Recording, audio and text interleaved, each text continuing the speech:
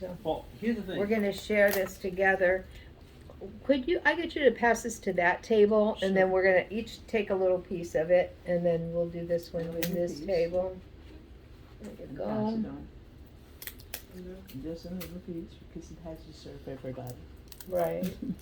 So, we're all gonna say this. Baruch atah Adonai, Eloheinu melech haolam, hamotzi lechem min haaretz. Blessed are you, O Lord our God, ruler of the universe, who brings forth bread from the earth. It was then that Messiah added these words, "This is my body which is given for you. Do this in remembrance of me." Now we eat the matzah, meditating on the body of the Lamb of God, who took away the sin of the world, and let us allow this taste to linger in our mouths.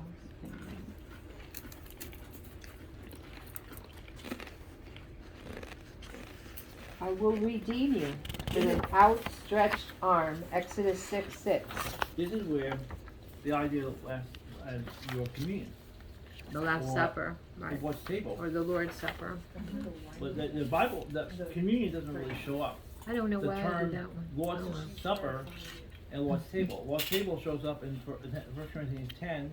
Lord's Supper shows up in 1 Corinthians 11. But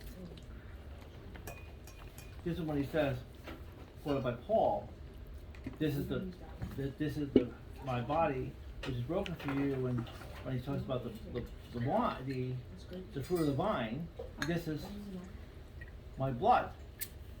But which is poured out. But I should say this.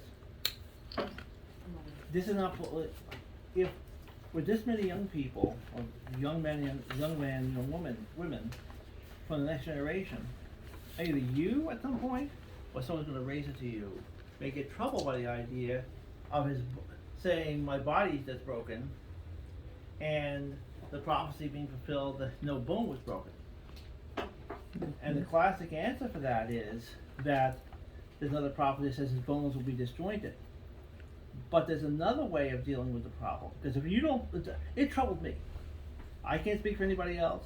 It always troubled me. That sounded to me like a reach, the classic explanation. It may not you. You may run into somebody else at college or in the military or at work that's going to say, oh, you Christians, you always come up with all these reaches. But that verse can also be translated. This, which is broken for you, is my body.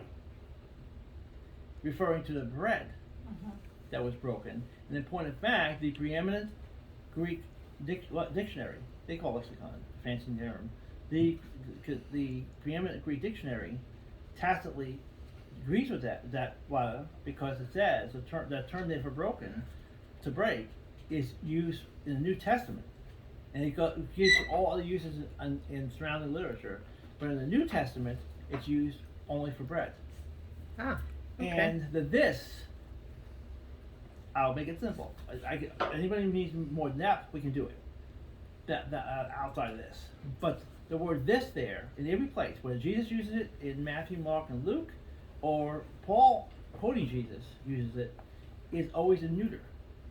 Bread, artos, is a masculine noun. That this is referring to its representation. That is classic in Greek. Neuter can either refer to a neuter noun. This or that can either refer to an actual neuter, or it can refer to a process, or a picture, or a prophecy. Something has meaning outside of what you're looking at. And the way it's structured, it could easily and legitimately be translated the way I said. That is not a reach. Anybody who sits down and knows the language and has the resources can verify you're not spinning your yarn. Let us fill our cups for the third time this evening. This is the cup of redemption, symbolizing the blood